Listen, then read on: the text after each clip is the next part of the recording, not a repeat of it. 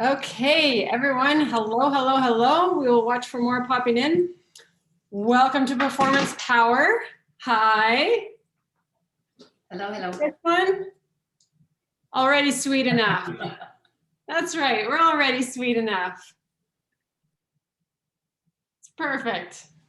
So that's the topic today. The topic is sugar. So here are 5-minute facts. Let's see if we can keep it into 5 minutes. Number one is weight gain. So sugar, and when I say sugar, I do not want to demonize sugar. Sugar is not the devil. Sugar is not an awful, awful thing, but too much sugar causes major problems. Just like anything else, too much sugar causes a lot of things. So when we have excessive amounts of sugar, we've got weight gain. Why? When we have excessive fructose in our bodies, what happens is it causes leptin resistance. Leptin is a hormone in our body that tells us we're full. So if we don't have that fullness cue, and you can probably remember a time where you've had a lot of sugar, and maybe at that time when you've had a lot of sugar, you crave more, but you know you've eaten a whole bunch. You know you've gotten a lot of calories in. Well, that's one of the reasons is that this hormone leptin is muted or has resistance, and it's not doing its job to tell us, to signal our brain that we're actually full, we've had enough calories. So that's one of the things that contributes to weight gain. Number two is acne. Who likes acne? Awesome. So this one, there's lots of research that looks at a high glycemic diet. That's one that has more absorbable sugar, so less fiber. A high glycemic diet usually has more sugar, less fiber. And that's associated with increased acne because the blood sugar goes up, and so do the insulin levels, and so does something called androgen levels, and that increases oil secretion and increases inflammation. So when the oil goes up and the inflammation goes up, that brings out the acne. So that's number two. Yay for sugar, right? Number three, deadly disease. There's so much on this one that I had to put a whole bunch of things together on this. So deadly disease is that it may increase with excess sugar, it may increase the risk of heart disease, may increase the risk of depression, and will, with excess sugar, increase the risk of type 2 diabetes, cancer, and fatty liver disease. And that's non-alcohol fatty liver disease. It's the same kind of thing with your liver that happens when there's excess alcohol consumption, can happen to your liver with excess sugar consumption. Wowzers, right? Okay, number four, aging. So you can have acne and aging all at the same time. It's so awesome. So the aging looks like this. There's something called advanced glycation end products. And what happens with lots of sugar is that increases, but it increases the aging of our skin because it damages the collagen and elastin of our skin, that nice, stretchiness to our skin. So that's one of the things with aging. The second thing, and this doesn't have to do with the skin, but actually our cells all through our body, it shortens the telomere at the end of the DNA complex. So this is within our cells. It shortens our telomere, and that's our aging for our cells, and we don't really want that. So aging, increased sugar, it shortens our telomeres and decreases our likelihood for healthy long-term cells. Number five is energy. This is our energy fluctuations. We have a lot of sugar come in, our sugar spikes, so the energy goes way up, but then crashes way down when we get that insulin coming in. So that's what happens with excess sugar that way. Sharp increase, sharp crash, these big energy fluctuations, and that's not what we want. We want this long-term energy that's like a high, good energy that we can sustain, which is an amazing thing. Okay, we've got a bonus here, and this is thanks to the project maker in the house, energy drinks. So this is our bonus category, sugary drinks, and this is a visual so you can see this size. This is a 500 milliliter bottle of Coke, has, if you can see, 55 grams of sugar, all of this right here in one bottle of Coke. So to give you some more, so that's 14 teaspoons of sugar in one bottle of Coke. So you just keep dumping those teaspoons of sugar in. So to give you perspective, I wanted to compare an apple to this. So one apple has 11 grams of sugar, not 55. One apple is going to have 2.5 grams of fiber, and it's going to have about 55 calories. Whereas this is going to have somewhere in the 220 to 250 calories. And this one bottle alone, for someone who's, on, say, consuming about 2,000 calories a day, this would be over 10% of your daily dietary intake of calories, not sugar, calories.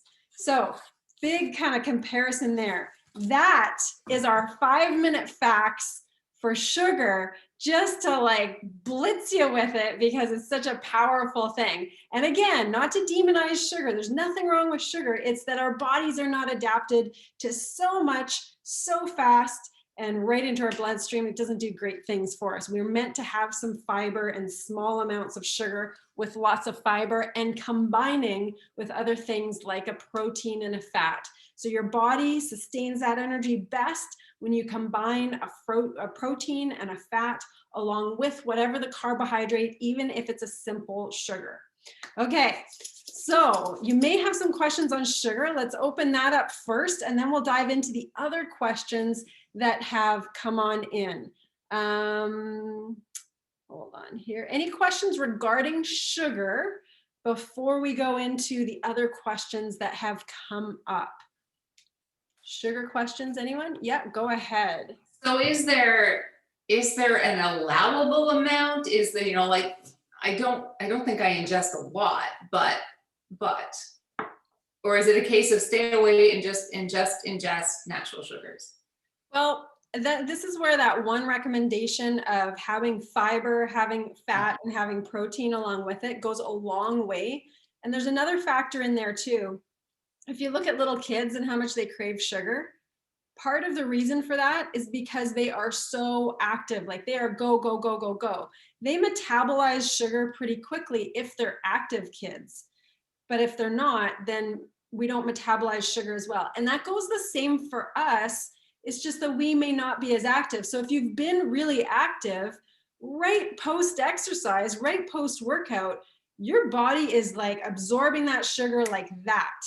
So a post-workout meal can tolerate, your body can tolerate a whole lot more sugar right after a workout than if it's at a different time in the day from your body's activity level. So that makes a difference too, along with just bringing in the other things like the fiber, the water, the fat, and the protein as well. Those things make a huge difference. Evan, you've got a question, go for it. Yeah, so I guess 2 questions. So I know I've told you that I use Tailwind for my running, which is a simple sugar.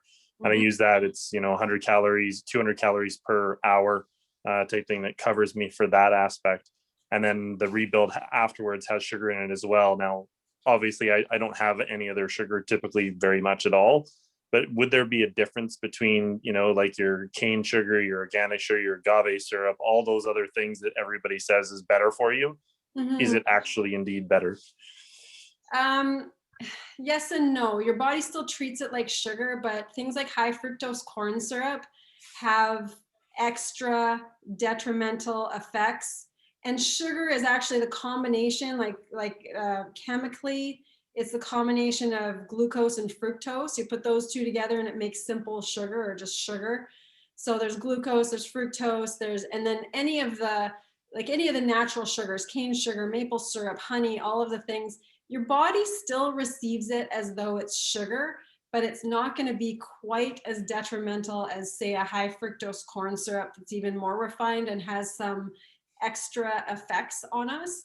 However, I want to point to you specifically because I know the amount of volume of exercise you're doing. You're doing massive amounts of running compared to the average person. You're training for ultra racing. So in that situation, you've got a scenario that you're uptaking that and you actually need way more than the average person. Plus the sugars that you're uptaking, maltodextrin, even though it's a sugar, it's a slower absorbing sugar. So it tends to try and span it out a little bit longer. So you're the case where you absolutely, you cannot get away with not having that replenishing glycogen that replenishing sugar and protein right after training. It's a must for you. It's really important. And it's the kind of thing that if you miss one of your during training or post-training windows of replenishing, you will have problems for your next workout and your next workout after that. So your timing of it and your intake of it is very necessary. Unlike those, unlike people who are training, say, once a day and they've got a 24-hour span of recovery time, and it was, you know, maybe a moderate workout, and then they've got plenty of recovery. They don't even really need to be worrying about replenishing glycogen and things like that. You do, because of the volume of training, the frequency of training, and just the overall wear and tear that's going on. Okay. Any other sugar questions before I move on to another question? Yeah, science fair. Okay. So there's a question about, there's a couple questions I think I'll have time to address here. There's a question about taking, doing a juice cleanse and where that would fit optimally in a monthly cycle. Now, personally, I'll be doing a juice cleanse in another couple weeks, so at the spring solstice, and I've been doing this for a couple of years. So I've had experience doing the juice cleanse on a monthly cycle. And this is, it can be challenging if you're timing the juice cleanse right in that PMS stage, that premenstrual stage, in that week prior to your cycle starting. That's when our bodies are looking for more sugars, looking for more fats, looking for more calories overall. And if you're timing a juice cleanse in that PMS week, that could be a hot mess, because, you know, doing a juice cleanse is hard enough when you're not eating your normal foods, let alone when you've got this added craving for a bunch of extra things that you may not normally have.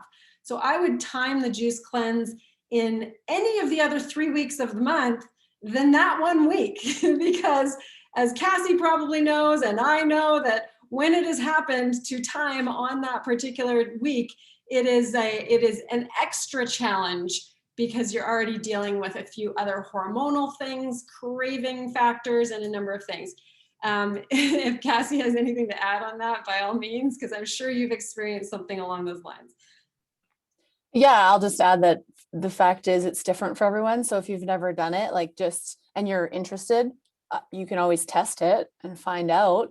I've had all kinds of different like female friends say, you know, even for working out during their cycle, like some people like myself, I usually feel like super energetic and like can do more, but I know some women, it's the exact opposite. So in terms of changing your diet in a significant way that way, yeah, just test it out and just make notes. Like sometimes I think we make a lot of excuses for ourselves as females, like, oh, well, you know, we forget how much is actually like physiologically changing in our bodies. And that is not, you know, uniquely just to young women. I think we do it throughout our entire lives. And I've been noticing that more even just in my late 30s. So just pay attention, see what's there, and whatever you're adjusting, see, maybe it has more to do with something else than just your mind. Absolutely. And I love that you're pointing to the individuality of people, and also the difference with what's going on in their lives. So this applies as well for menopause or perimenopause as well, because every single week or month is a little different. And for women, our stress levels drastically affect our hormone levels and how they fluctuate with each other, whether you're having a monthly cycle or not having a monthly cycle. Our stress levels can challenge that scenario. So, and the other factor to mention as well is that some people will do a type of juice cleanse that will last for extended periods of time. The thing that the person who asked the question, it's a 2-day, it's a 48-hour juice cleanse. And that's what I was referring to as well. A 48-hour juice cleanse without other food in there at the same time. So those are factors to consider as well. Another question that came in was about who makes the best vitamin C on the market? So the market is always changing. But that said, there's a few brands that I really rely on. And when you're just going for a supplement that's a single supplement, like, say you want vitamin D or vitamin C or vitamin E, the brand I would go for is Thorne, and that's THORNE. And that's because they are so high quality, and just the standards are there, the testing is there. And so when you're using that supplement, you've got a lot more confidence, I would say, in what you're getting versus what you're not getting.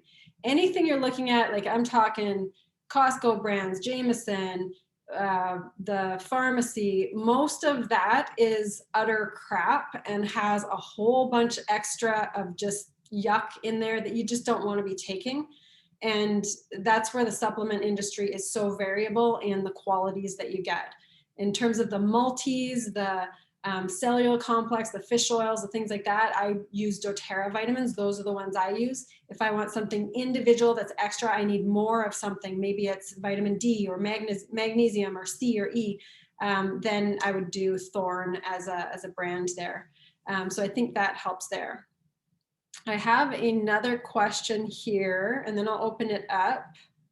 Another question is, for people who have a lot of restriction in the hips and shoulders, so there's a lot of mobility restriction in the hips and shoulders. Now, this doesn't surprise me, because when we have so much more sitting going on, then the hip flexors shortening, and so is the pec.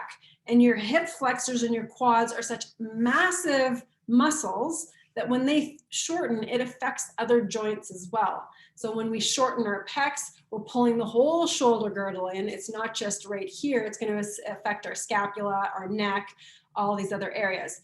So the key to this, and this is something that I've had to say for years, because people will come in wanting one exercise for the hips or one exercise for the shoulders or for the posture, for the neck, or whatever it is, in order to fix the thing, without realizing that the hours of whatever the position is that has contributed to it has to be undone.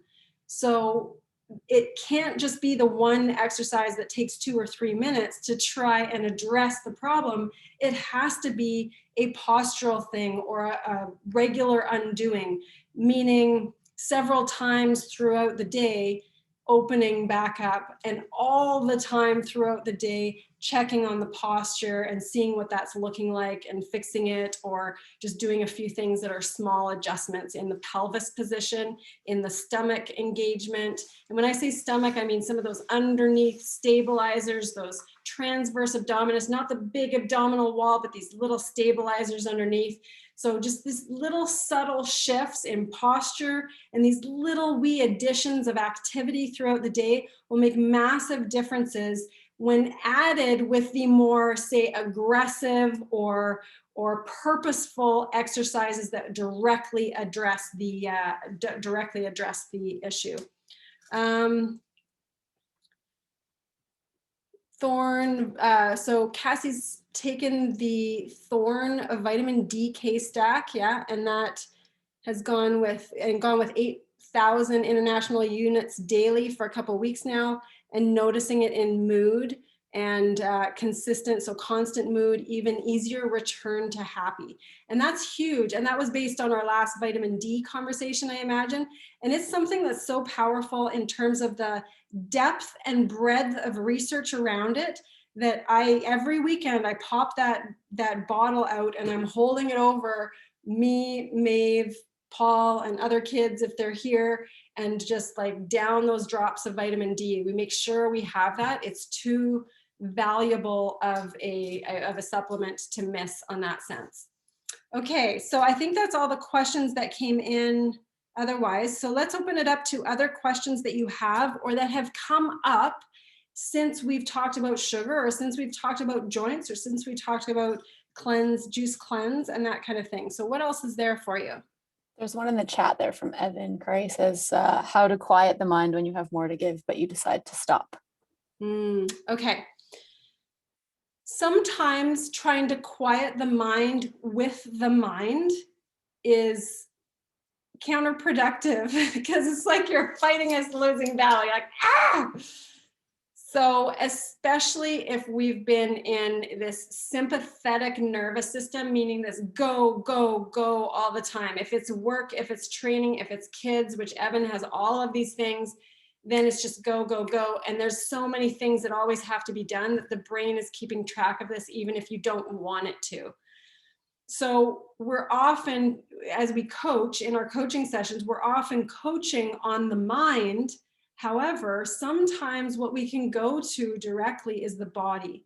And the body ends up almost being like the mechanical brake. It's almost like having the e-brake on a car when, or even almost like having the ability to shift down instead of pressing the actual brake. You've got the ability to downshift and go into a lower gear. And the reason I say this, because you know I love the science side of things. So here's what happens. We've got this thing called this big nerve called this phrenic nerve, and it ends up coming up through our diaphragm, ends up going to our brain. But what happens with that is our diaphragm ends up being a signaler not only to our heart. So when we go and breathe in and breathe deeply, so our diaphragm literally opens up. When we take a deep breath in, it does this kind of thing. And it expands and opens up. That sends a signal to the heart that when we're breathing in, it sends a signal to the heart, because when the diaphragm does this, the heart actually has more volume. And when those vessels are expanded, the signal to the brain says, holy crap, the vessels are expanded, pump faster. So if we breathe in, like, the brain gets a signal to pump faster. As we exhale, and the diaphragm comes back up, the brain literally, from the heart, getting more pressure and the vessels constricting, gets the signal to say, hey, heart, you can slow down now. So when we choose mechanically to breathe in ways that say in, but emphasizing the exhale, we can mechanically slow our heart and redirect our brain to what's happening with our body. So when I say about the brain and the thoughts, we can, number one, use the body as a mechanical way to start to slow the mind and the heart. And number two, it's very challenging to suppress thoughts. So instead of suppressing the thoughts that are going to keep popping from our limbic brain naturally, that's what it's supposed to do, pop, pop, pop. Instead of suppressing that thought, instead, we can introduce a thought that we would like to be thinking in the moment. And that can be anything from breathe in and long exhale. That can be anything from inhale, relaxation, exhale, long and tension. It can be anything also, even into redirecting to number patterns that you have to think about, so you're not thinking about some things that might bring the heart rate up or the agitation. Like I count backwards by 3 sometimes if I really am having challenges with where my brain is going. So there are a number of mechanical ways that you can use your body to redirect your brain, or introduce thought instead of trying to suppress thought, and those can be very helpful that way. Yeah, so Evan's pointing to, is that back to the feeling versus the thought, more for the body, like a check-in? It can be, and you can start to check in, but what I'm describing is different than a feeling emotion. What I'm describing is a physical sensation. So there's the distinction between physical sensation, which is what I was just describing, versus the feeling of emotion that is the signal from the brain to the body of an emotion. So I hope that helps that way. Any last questions? I think I can take one last question before we hop off. Anything anyone wants to sneak in? Awesome. Okay, let's end it there today. Well, is everybody still, anyone on here sugar-free right now? A little bit, so kind of sort of. Okay, we're on day 8 now, and we're still plowing through sugar-free, and even little 10-year-old Maeve is doing it with us. So we have some sugar-free muffins that are just banana, coconut oil, oats, water, and then I've added almonds, a little bit of dried cranberries, and cacao nibs. And those are our saving grace right now if we crave something. So have a beautiful rest of your day. Here's to performance power. Keep it going out there for your best health, your best vitality, your best energy. And I cannot wait to see you soon next week. Amazing, amazing. Have a great day. rest of your day. Stay safe.